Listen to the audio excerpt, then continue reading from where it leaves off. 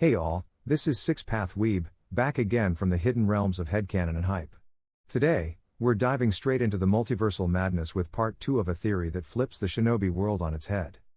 What if Naruko were the Ōtsutsuki god?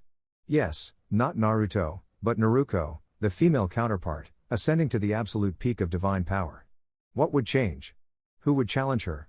And would the cycle of hatred even dare to exist under her celestial gaze? But before we start summoning truth-seeking orbs and rewriting ninja history. Disclaimer, this channel is all about entertainment and discussion. I don't own any of the anime clips used, all credit goes to their rightful creators and copyright holders. Alright shinobi, grab your ramen, focus your chakra. Let's start. 2 hours later, Sakura and Sasuke finally arrived at the academy courtyard to find Naruko peacefully leaning against the academy wall, her eyes closed, gently bobbing her head to the rhythm of her music. Sakura, slightly annoyed, marched forward to get Naruko's attention, but paused when she heard a low, mysterious growl. Looking around, she was surprised to see a unique creature perched above Naruko, a black canine-like beast with tan markings, shimmering silver horns, and a spade-shaped tail.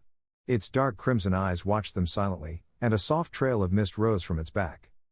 Sasuke, having sharper vision, noted what looked like silver plates across the creature's back and the light smoke drifting from its body.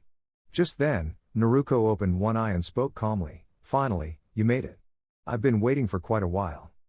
She stood, snapped her fingers, and the mysterious creature gracefully leapt down, now standing by her side. Naruko affectionately patted its head and said playfully, "Let's go before Mira here gets bored." Mira, the creature, wagged her tail joyfully and followed Naruko, with Sasuke and a slightly unsettled Sakura trailing behind. Inside the academy, a buzz of conversation filled the hallway. Mira barked once, alerting Naruko to something. "Well done, girl," Naruko said, smiling. "Remind me to give you a treat later." Naruko noticed Sasuke opening his mouth to speak and gently nudged him. "Not now, Sasuke. It's better to observe than talk sometimes," she said in a hushed tone. Sasuke frowned but remained silent. The group made their way upstairs, passing by their sensei Kakashi, who was absorbed in a book as usual. Mira gave him a curious look before trotting into the classroom. Kakashi's sweat dropped and muttered, "Even her companion thinks I'm strange." Inside, Naruko barely had time to settle in before she sensed someone approaching. Recognizing the floral scent, she sighed knowingly, "Ino." As expected, Ino dashed forward and hugged Naruko cheerfully. "Naruko-chan. I missed you." Naruko chuckled lightly. "You say that like I didn't just see you this morning at breakfast." Ino pouted. "Still. You're no fun." "I'm tons of fun," Naruko replied with a playful smile. "But maybe keep the hugging to a minimum. Everyone's watching." Ino glanced around and noticed several genin staring. Blushing, she let go and apologized, "Oops. Sorry, Naruko-chan." "It's alright. I'm used to attention," Naruko said with a shrug. Sakura, clearly frustrated, glared at Naruko. Before anything could escalate, a calm voice cut in. "Is she bothering you, Naruko-sama?" Naruko turned to find Gaara standing nearby, his siblings beside him. Turning back to Sakura, Naruko asked teasingly, "Something wrong?" Sakura opened her mouth to retort, but Mira let out a soft growl, her crimson eyes glowing faintly. Sakura quickly backtracked. "No, not at all. I enjoy the company." Naruko smiled, but suddenly turned as she sensed another presence. In a flash, she had her sword, Jinx, drawn and pointed at a figure approaching quietly. Kabuto raised his hands calmly. Whoa, no trouble. Just thought I'd offer some info." Naruko narrowed her eyes but eventually lowered the blade. "What do you have?" Kabuto pulled out some ninja cards and began listing information on several kunoichi from different villages. Tamari, Samui, Karen, and Konan, all strong and skilled in their own right. When Kabuto got to Naruko's card, he hesitated. Ōtsutsuki Naruko, also known as the Phoenix of Konoha. B rank in the bingo book. Said to possess rare abilities, powerful companions, and a mysterious sword with a strong presence. Reported to have reappeared from the ocean surrounded by a glowing aura, similar to a mythical phoenix. Naruko, unbothered, pet Mira calmly. Sasuke was about to object when a puff of smoke filled the room. Standing there was Zabuza, holding a clipboard. "Alright, everyone, time for the written exam," he said with a sigh. The class quickly settled in. Naruko sat in the center, flanked by Samui on one side and Konan on the other. Mira lay at the front, watchful as always. Naruko glanced at the exam. She didn't know most of the answers, so she tapped into her telepathic link, subtly gleaning the information she needed from Shikamaru, just enough to complete the test. While she waited for the others to finish, she gently read some of the surface thoughts around her. Konan's mind was strategic, contemplating how her leader might respond to Naruko's growing strength. Samui's thoughts were calculated, considering her mission but also noting Naruko's strength and calm demeanor. Karen's mind was full of admiration, and Tamari's thoughts were laced with self-doubt. Naruko shook her head with a quiet smile, polishing her blade, Jinx, as she passed the time. 45 minutes later, Zabuza called time. Then, with a dramatic flair, he announced a final question, one that would determine whether they could advance. Anyone who failed it would never be allowed to participate again. Some students hesitated. Sakura, nervous, raised her hand. Before she could speak, Naruko said, "Come on now.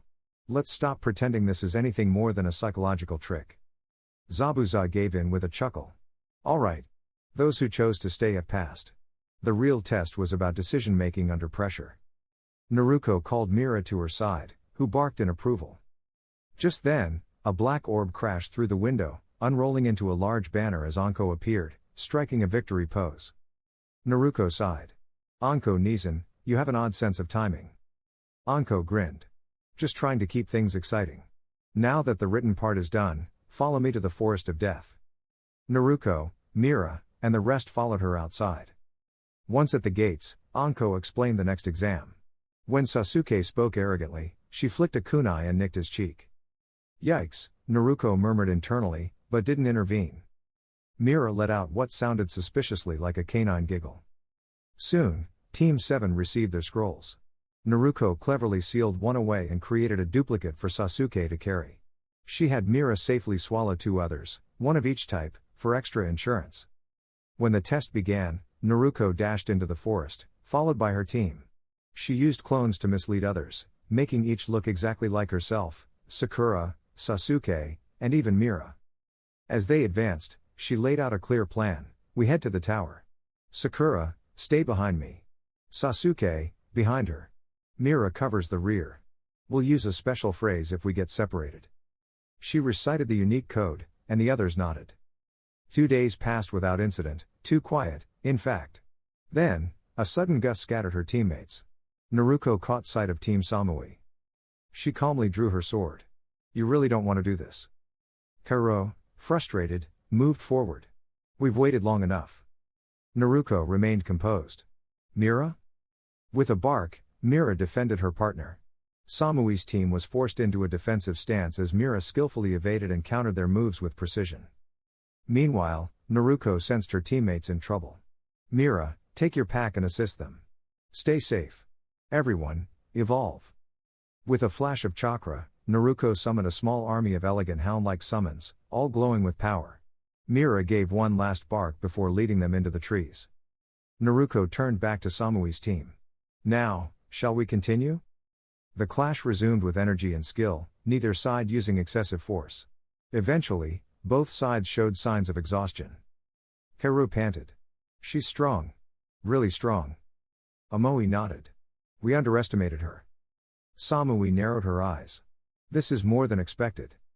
Meanwhile, Naruko, calm but alert, tapped into her reserves. Though the battle pressed on, Naruko never lost her composure.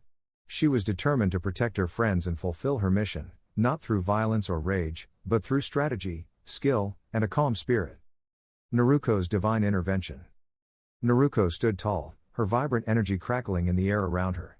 Her eyes glowed with a celestial light as she declared with determination, "You've awakened a force far beyond your understanding. I suggest you hope the heavens are on your side, for I shall not hold back." As her radiant wings unfurled, a thunderous roar echoed through the forest, shaking the very leaves from the trees. It was a sound that stirred awe and left even the boldest shinobi motionless for a moment. Karo, hearing this incredible display of power, could only think, is she truly a goddess of power and technology? If so, even the Raikage himself may need help. Amoe, wide-eyed, muttered, "We might be in over our heads. I should have stayed at home with my snacks." Samui remained composed on the outside, but inside she was strategizing, unsure how they'd hold up in such a battle. We need a plan, she thought. If she really is divine, this could become quite the challenge. With a swift motion, Naruko moved toward Team Samui. Samui quickly evaded a swipe of her shimmering tail, which glowed with a soft yet intense light. The battle had already been going on for some time, and Kaoru and Amoe were exhausted, carefully recovering off to the side. Samui, though bruised and tired, kept going, dodging another energy burst. She lunged forward, attempting a counterstrike, but Naruko calmly caught her sword midair. Her eyes locked with Samui's, glowing with an otherworldly hue. Samui struggled, feeling overwhelmed by the immense energy Naruko radiated, not from malice, but sheer power and conviction. Naruko's hand gently extended, and for a brief moment, their minds touched. Samui's thoughts were momentarily filled with glimpses of vast knowledge, limitless space, and celestial beauty. It was overwhelming, not painful, but transformative. Sensing an intrusion elsewhere, Naruko gently stepped back and vanished in a flash of light. Samui blinked, stunned, but aware that Naruko had spared them. She limped over to her teammates, quickly using her medical kit to wrap Kaoru's waist and tend to Amoe's arm. Creating two clones from her chakra, she gently lifted them and headed for the tower, her mind still spinning from the encounter. Naruko, watching invisibly from a distance, smiled kindly before disappearing in a puff of smoke, just a shadow clone. Elsewhere. The real Naruko descended gracefully into a clearing where her team was under pressure. Konan, the paper-wielding kunoichi of Ame, had struck hard. Mira and her companions were doing their best to hold the line. Naruko appeared in front of them like a shooting star. Her presence immediately calmed the air. Mira-chan, you and your team take a moment to recover. Let me handle this, Naruko said gently. Konan narrowed her eyes. You must come with me, Naruko Uzumaki. Peace requires your cooperation. Naruko tilted her head, smiling calmly. Or perhaps you could return to your leader and reconsider your methods. Konan launched a flurry of paper shuriken. With a simple wave, Naruko's aura incinerated them before they reached her. Incorrect choice, Naruko said softly. In a blink, she was in front of Konan. A light tap sent Konan tumbling back through the trees. Naruko moved with elegant precision, each motion faster than the last. A kick, a gentle palm strike, and Konan was momentarily disoriented. She tried to rise, but Naruko appeared again, placing her hand lightly on her shoulder. Their eyes met, and a calming wave of energy entered Konan's mind, not to harm her, but to show her something deeper. Then, Naruko stepped back.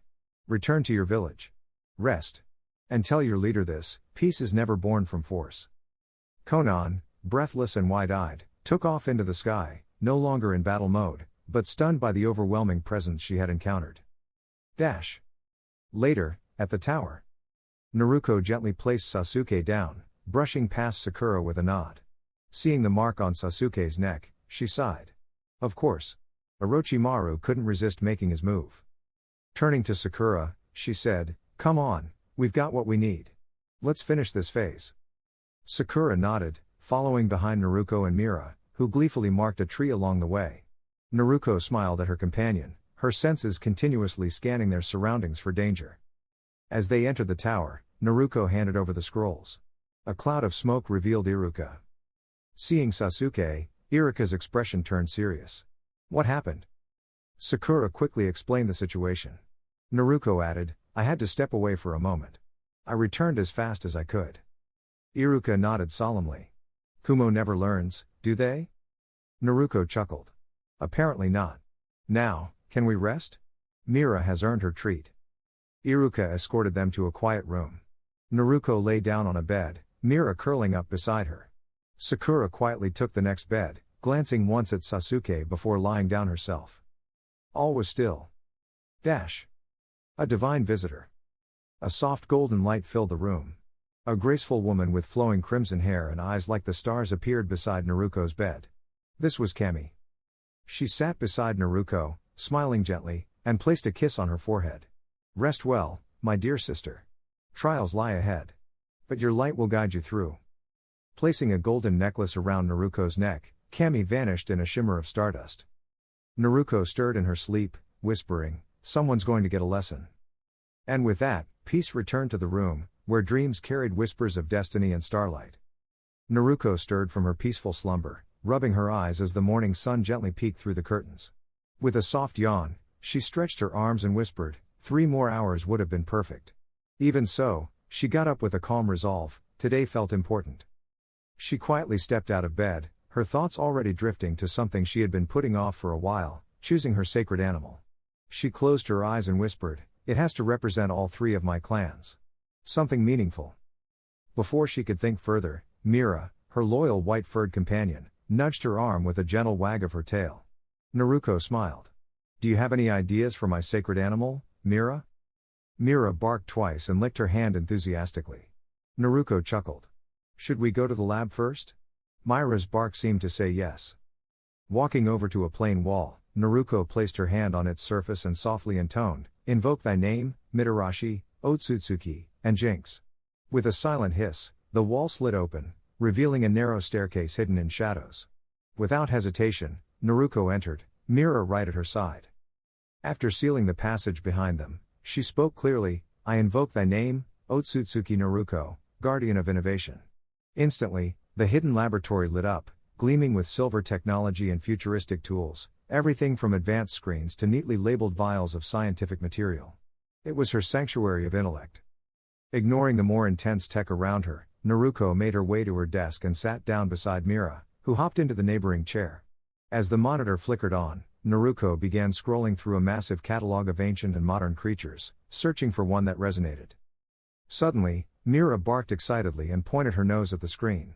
Naruko leaned closer, reading aloud. Tyrantrum, the despot Pokémon. With remarkable jaw strength and a noble demeanor, this ancient creature once reigned supreme. Though fossil-born, it carries both dragon-like and rock attributes.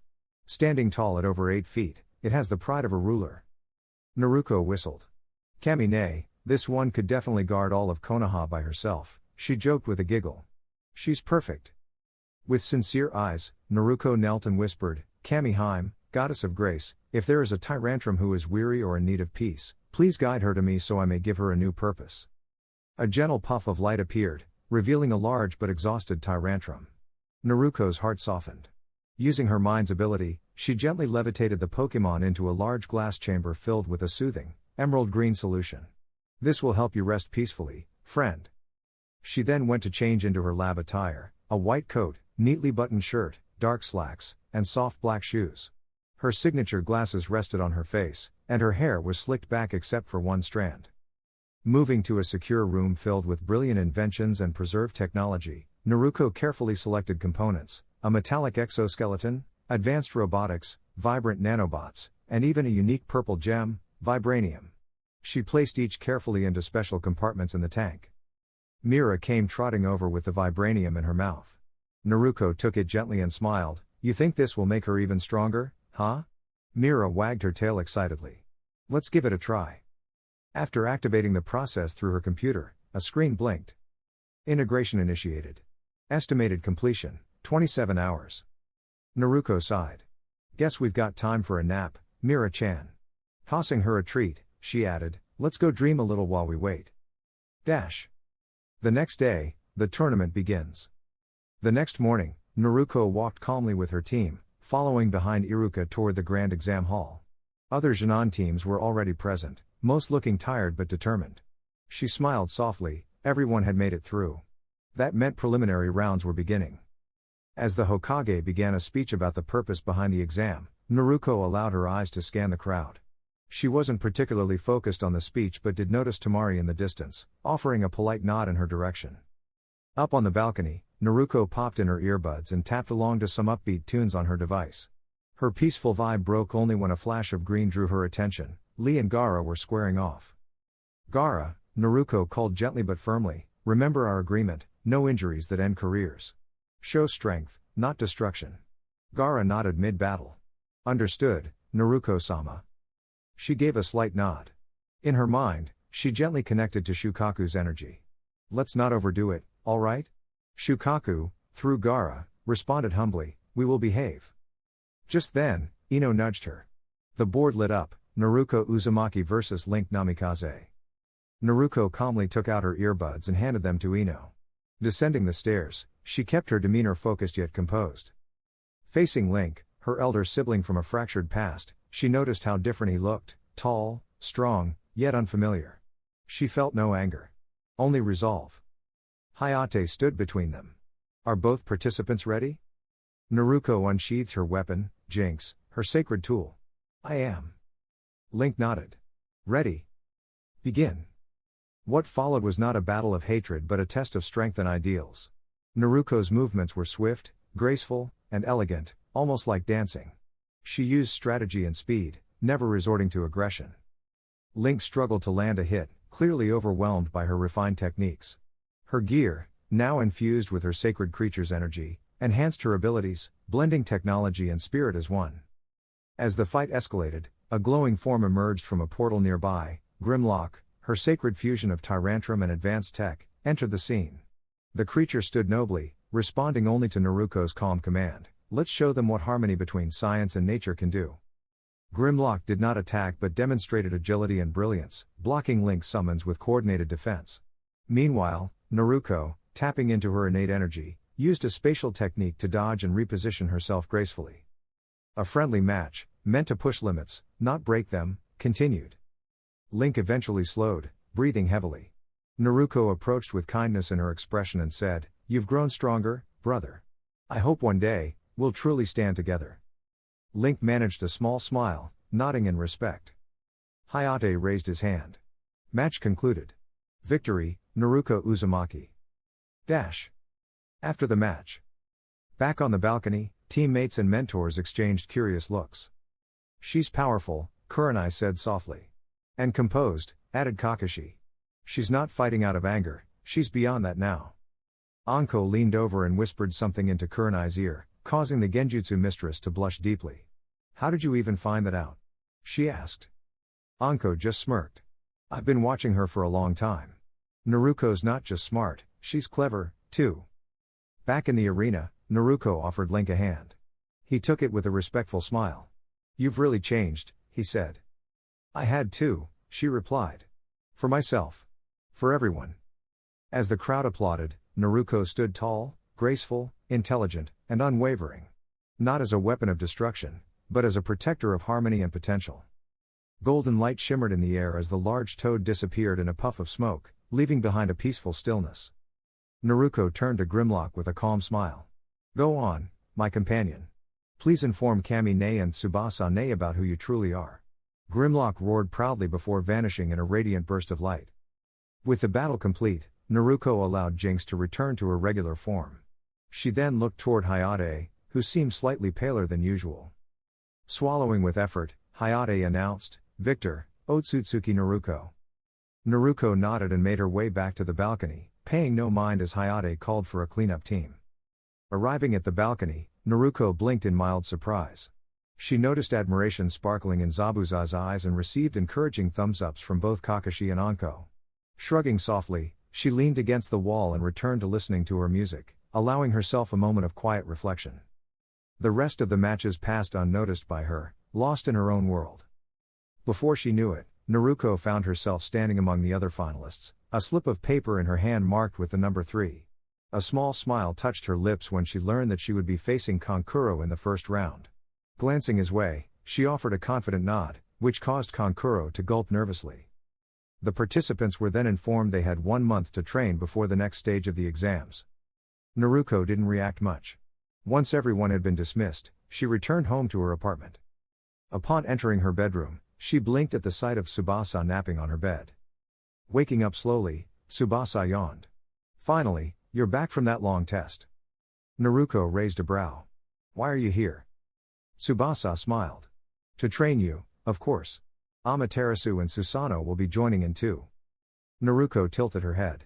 And what exactly are you planning to train me in? With a mischievous grin, Tsubasa answered, everything. Including how to access your divine forms. Naruko looked slightly overwhelmed. Where are we going to be training? Training Ground 23, Tsubasa replied. You'll train every day except Saturday and Sunday. Naruko nodded slowly, only to blink in surprise when Tsubasa suddenly pulled her into the bed, hugging her like a plush toy. Good. Now, we rest, Tsubasa mumbled. Naruko sighed, already sensing this training journey would be anything but simple. The next day was Saturday, and Naruko decided to take it easy. Dressed in a simple pair of black shorts, She sat comfortably in her favorite chair, enjoying the quiet, until a soft knock interrupted her peace. Sighing, she got up and opened the door. To her surprise, Kurenai stood there. Naruko tilted her head. "Good afternoon, Kurenai-sensei. How may I help you?" Kurenai turned her head slightly, cheeks tinged pink. "I was wondering. Would you like to go on a date with me tonight?" Naruko blinked but gave a small smile. "Sure. What time should I come pick you up?" 7 o'clock, Kurenai replied, her voice soft. "And dress formally." With a swirl of leaves, she was gone. Naruko closed the door and returned to the living room, only to see Tsubasa walk in with a bright smile. Before Naruko could speak, Tsubasa squealed and hugged her tightly. "I can't believe my sweet little sister has a date with such a beautiful lady." Naruko vanished in a flicker of darkness, reappearing in her kitchen. "She's 25, not exactly what I'd call young." Tsubasa giggled. "Of course you'd think that. You're only 13. I've been around for millennia. By my standards, she's just a baby." Naruko raised an eyebrow while sipping grape juice. "Exactly how old are you?" Tsubasa winked. 2,000,000 years. Before you came along, Yami was the youngest deity. Now you are." She then grabbed Naruko's hand and led her to the closet. "Now, let's find something worthy of your divine presence." Naruko opened her mouth to protest but was silenced by the sudden appearance of Kami, Susanoo, and Amaterasu. Kami smiled warmly. "No arguments, little sister. Your wardrobe needs some divine assistance."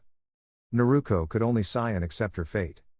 At 7 p.m., Kurenai nervously paced by her door until a gentle knock came. Opening it, she gasped. Standing before her was Naruko, dressed in an elegant black kimono with red veining and subtle designs of ancient ruins. Her long platinum blonde hair was tied into a graceful topknot, adorned with a golden hairpin.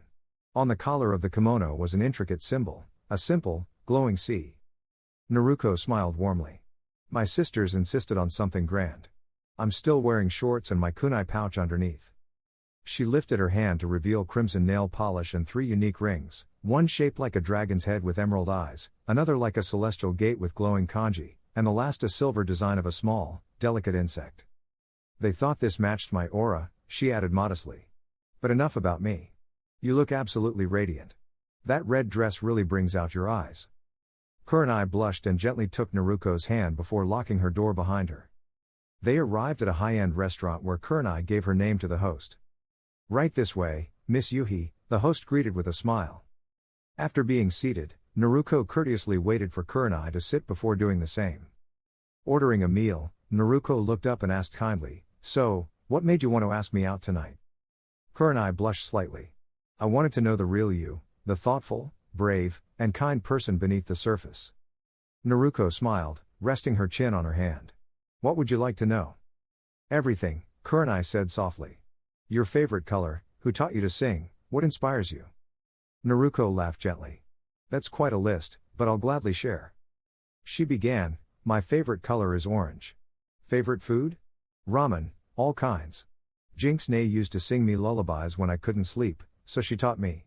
My training came from her, the village elders, Anko, Ibiki, Inochi, and Hayate. My hair is pretty easy to manage, just wash and brush. And my favorite music genre? Alternative." As their food arrived, the conversation continued with laughter and smiles. Later, they found themselves walking through a peaceful park under the stars. Stopping near a tree, Kurenai sighed contentedly. "This has been the most wonderful date I've ever had." Naruko smiled. "It's not over yet. I have a surprise for you." With a snap of her fingers, 4 shadow clones appeared, each with instruments. One clone sat at a drum set, another held a bass, the third an acoustic guitar, and the last transformed into a female figure who perched on the amp. Naruko stepped up to the microphone. "This one's for you, Kurenai-chan."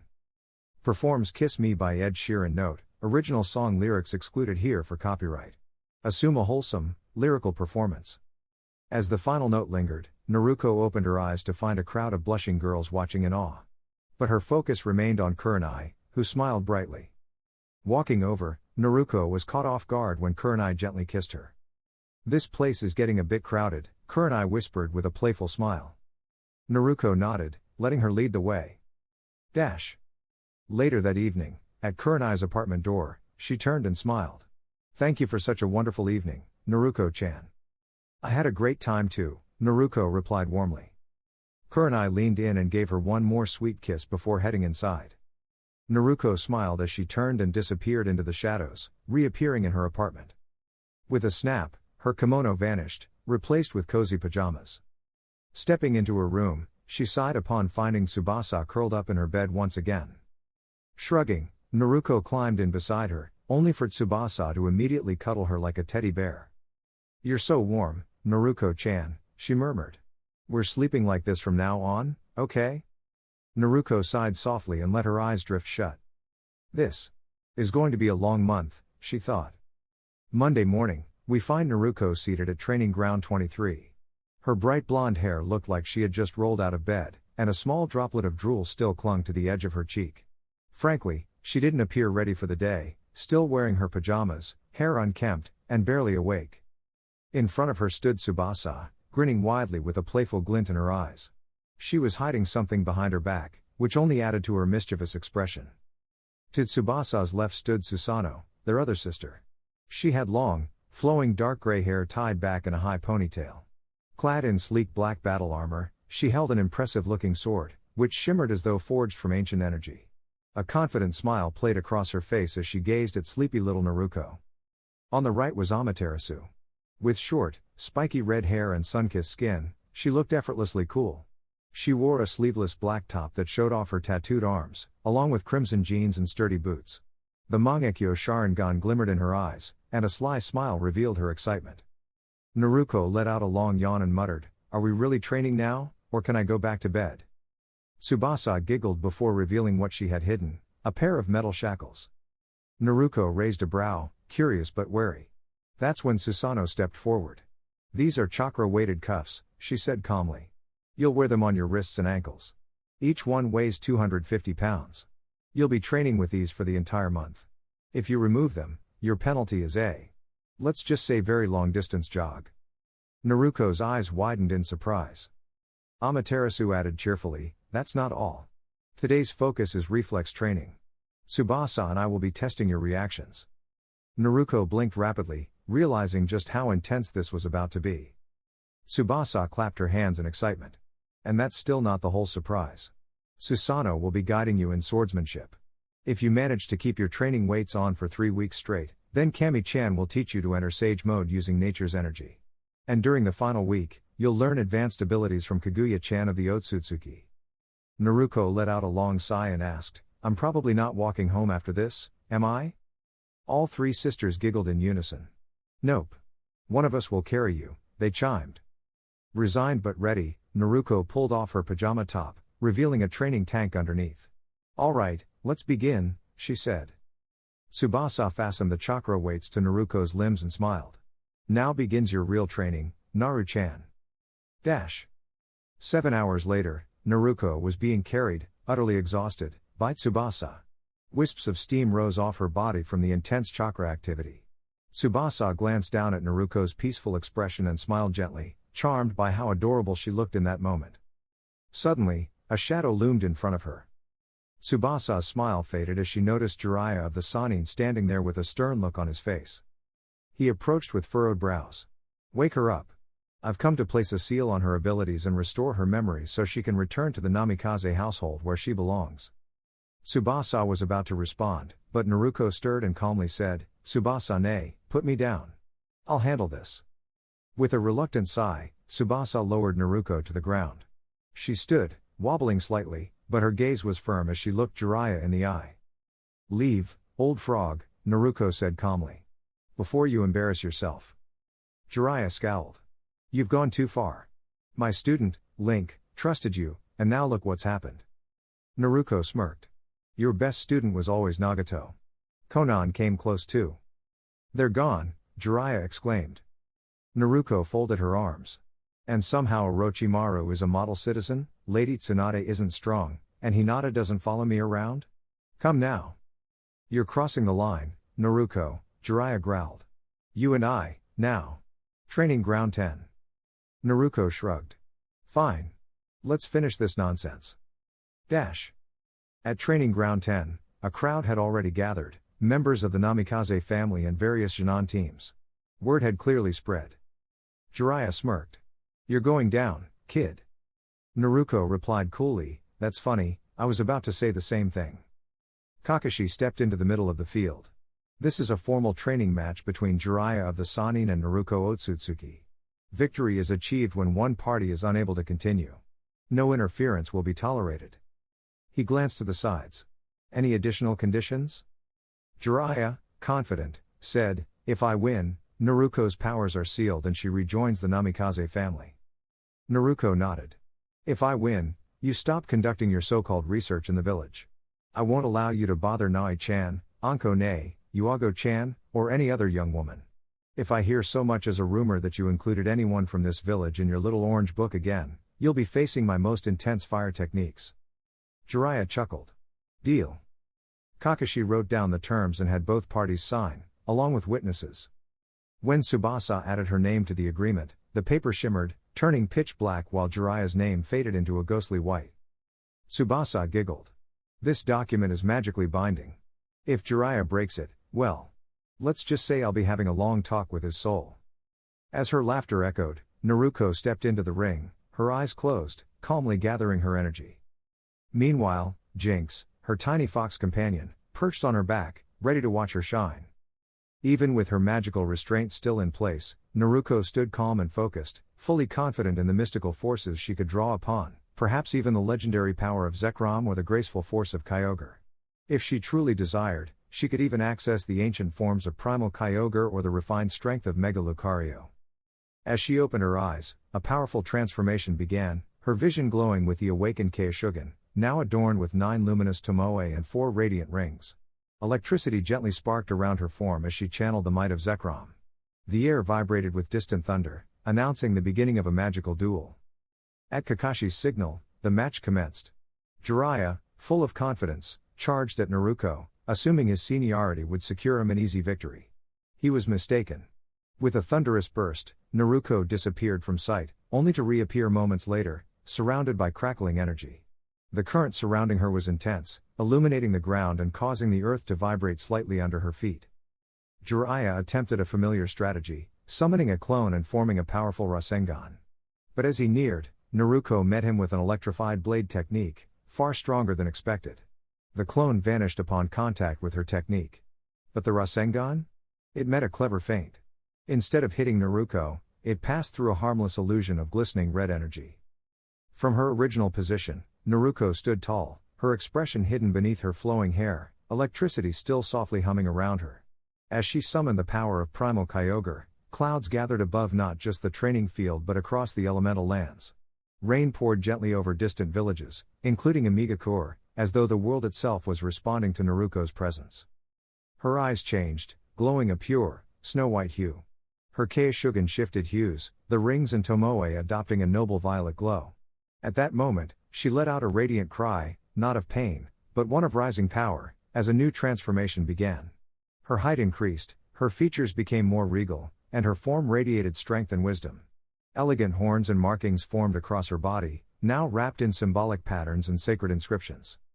From her back, 6 pairs of majestic wings unfurled, each pair representing water, lightning, and the mystery of the universe. Her entire being sparkled with energy as nature itself bowed to her might. Her arms glowed with the power of Alpha and Thunder, symbols of balance and energy swirling around them. Naruko gracefully channeled the energy of Mega Mewtwo X. A radiant stone appeared in her chest, and the symbols of an ancient language shimmered across her skin. She floated gracefully into the sky as her wings stretched wide. Her transformation was breathtaking, a perfect union of harmony and power. High above, the celestial realm observed. Tsubasa, Kami, Amaterasu, and the other divine watchers watched in awe as a glowing symbol appeared on Naruko's forehead, a perfected Keishugan, elegant and unshakable. As the ground trembled gently, Jiraiya could barely believe what he was witnessing. Tsubasa's attention shifted when she noticed Jinx, now in the form of a small, wide-eyed girl, standing behind Naruko. Quickly, Tsubasa whisked her away to safety. "Jinx, why are you out of your blade form?" she asked gently. Jinx nodded toward Naruko, whispering, "That form is the embodiment of balance and growth. Naruko is now in her true divine state. Even I, with all my power, cannot compare." Everyone watching, including Kushina and Minato, stood speechless. Even Kabuto, observing from afar, froze in awe. Some looked on with admiration, others with quiet nerves. A few younger shinobi watched starry-eyed, dreaming of someday growing even a fraction as strong. With a warm smile, Naruko spoke confidently. Within me flows the blessing of Zekrom, the grace of Kyogre, and the knowledge of Mewtwo. I am my mother's legacy and a protector of this world. As if to demonstrate, a bolt of lightning danced beside her, causing a nearby tree to shimmer with energy. Then, without aggression or hostility, she summoned her legendary partner, Giratina, the elegant guardian of the reverse realm. The air shimmered as the graceful form of Giratina floated around her, wings folding like petals of an ethereal flower. Giratina looked at Naruko curiously. "Who has summoned me?" Naruko floated gently up to her and smiled. "It is I, Naruko Ōtsutsuki, child of Kaguya and protector of this realm." Giratina bowed her great head with respect. "So you are the one mother foretold. I am honored to meet you, divine guardian." As the two hovered mid-air, the crowd below could hardly believe their eyes. Even the mighty Toad chief Gamabunta, summoned by Jiraiya, took one glance at the scene and respectfully stepped back. "I, Gamabunta, declare allegiance to you, Lady Ōtsutsuki," he said before vanishing with a respectful bow. Jiraiya, trying his best to keep pace, summoned a grand Rasengan, a symbol of his own growth. "This is my finest technique," he declared. Naruko, with a playful yet confident smile, replied, "Then show me." The attack landed, but as the smoke cleared, Naruko stood untouched, laughter echoing gently, not mocking, but light and full of self-assurance. Now floating above the clouds, she summoned an energy formed of wind, lightning, earth, water, and nature. The combined elements shaped into a radiant crystal, glowing like a rising sun. As she gently released it, the sky glowed with brilliance, showering the land in light and warmth. As the energy connected with the river far below, a pulse of magic spread throughout the area, cleansing, calming, and reminding all who saw it of the vast power that could be used not just to challenge, but to protect. Back on the ground, the crowd was still. Some cried tears of joy, others sat speechless in admiration. Kakashi wiped away a proud tear, remembering teaching Naruko her first steps. Sarutobi smiled warmly. "She's grown into something truly remarkable." In the sky, Giratina continued to dance around her summoner. Even Anko, ever the energetic older sister, clutched her heart. "My little sister just lit up the world." Later that evening, Naruko rested peacefully, her energy spent but her spirit calm. As she prepared for a quiet evening, her friends gathered to plan a celebration of her incredible accomplishments. Yuago, the ever-spirited Anbu, gleefully rushed off with Kurenai to prepare for a very special evening with Naruko. Meanwhile, Anko stood proudly beneath a tree, arms crossed, wearing a knowing smile. "Looks like I'm the normal sister now. I guess every family needs one." Everyone chuckled. And high above, the stars shimmered gently, as if smiling down at the girl who had risen above all odds, not through destruction, but through transformation, unity, and the strength of heart. Naruko's hair was neatly tied into a topknot, adorned with two elegant purple pins. Around her neck hung the special necklace gifted to her by Kami, and her fingers shimmered with delicate rings. A subtle trace of black eyeliner highlighted her eyes, which were accentuated by golden hoop earrings that glowed softly under the light. She let out a small yawn and glanced at her two sisters, who were lounging on the couch, fully absorbed in a movie playing on the television Naruko had recently designed. Just as she prepared to yawn again, a gentle knock echoed at the door. Rising gracefully, Naruko opened it, and her eyes widened slightly as she spotted Yuago standing there in a graceful purple dress with spaghetti straps. Yuago's violet hair cascaded neatly down her back, her face gently brushed with natural makeup. She wore stylish fang-shaped earrings and purple high heels that complemented her outfit.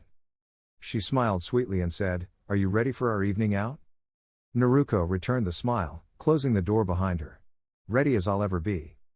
Yuago gently took her arm, leading her toward one of the most elegant restaurants in the village.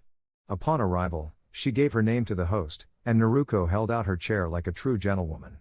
After they were both seated, they ordered their meals and began to chat. As the conversation flowed, Naruko shared a light-hearted story that made Yuago laugh brightly. It wasn't long before both were smiling, thoroughly enjoying each other's company. While savoring her dish, Yuago considered how to make the evening even more special. Just then, she noticed Tsubasa holding up a playful sign nearby, "Take a walk through the village," ending at the Hokage monument. Smiling at the suggestion, she waited until Naruko finished her meal before gently guiding her out for a moonlit stroll. The peaceful evening wrapped around them as they walked side by side, Yuago leaning slightly against Naruko's arm. The path was quiet, lit by the soft glow of the moon overhead. Eventually, they arrived at the Hokage monument, one of Naruko's favorite spots. She sat down, smiling as Yuago joined her. "So, why this place?" Naruko asked, gazing out over the village. Yuago leaned gently on her arm. "Because I wanted a place with a beautiful view. And this one is perfect." Just as Naruko was about to agree, her senses sharpened. She stood quickly, scanning the area and extending her chakra across and beyond the village boundaries.